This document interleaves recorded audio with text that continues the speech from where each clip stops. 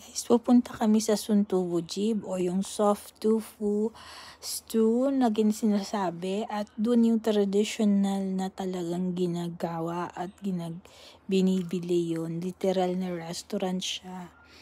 Masarap at kasi handmade ang suntubu. Medyo malayo-layo. 1 hour ang travel time. Ayan. So, nandito tayo sa daan papunting Namyan. Madadaanan natin yung Han River.